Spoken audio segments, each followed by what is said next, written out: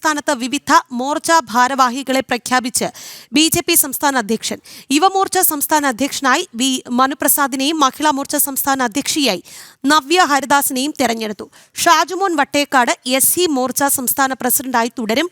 പുതിയ ചുമതലകൾ ഉത്തരവാദിത്തപൂർവ്വം വിനിയോഗിക്കുമെന്ന് വിവിധ മോർച്ചകളുടെ നിയുക്ത സംസ്ഥാന പ്രസിഡന്റുമാർ പറഞ്ഞു.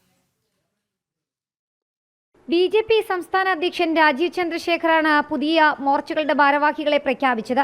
വിവിധങ്ങളായ 7 മോർച്ചകളുടെ സംസ്ഥാന അധ്യക്ഷന്മാരെയാണ് പ്രഖ്യാപിച്ചിട്ടുള്ളത്.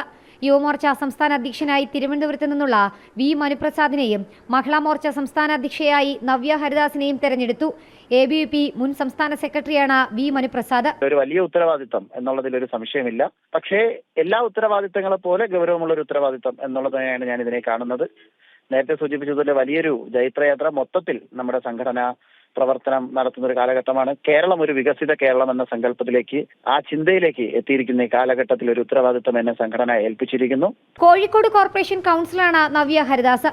OBC മോർച്ചയുടെ അധ്യക്ഷനായി M പ്രേമൻ മാസ്റ്ററെയും SC മോർച്ചയുടെ അധ്യക്ഷനായി ഷാജുമോൻ വട്ടേക്കാടിനെയും പ്രഖ്യാപിച്ചു. മുകുന്ദൻ പള്ളിയറയാണ് ST മോർച്ചയുടെ അധ്യക്ഷൻ. സുമിത് ജോർജിനെ മൈനോറിറ്റി മോർച്ചയുടെ അധ്യക്ഷനായും ഷാജി രാഘവനെ കിസാൻ മോർച്ചയുടെ അധ്യക്ഷനായും പ്രഖ്യാപിച്ചു. തദ്ദേശ തെരഞ്ഞെടുപ്പ് അടുത്തിരിക്കെയാണ് പുതിയ ഭാരവാഹികളെ കൂടി മോർച്ചകൾക്കായി സംസ്ഥാന അധ്യക്ഷൻ പ്രഖ്യാപിച്ചത്. ജനം, തിരുവനന്തപുരം.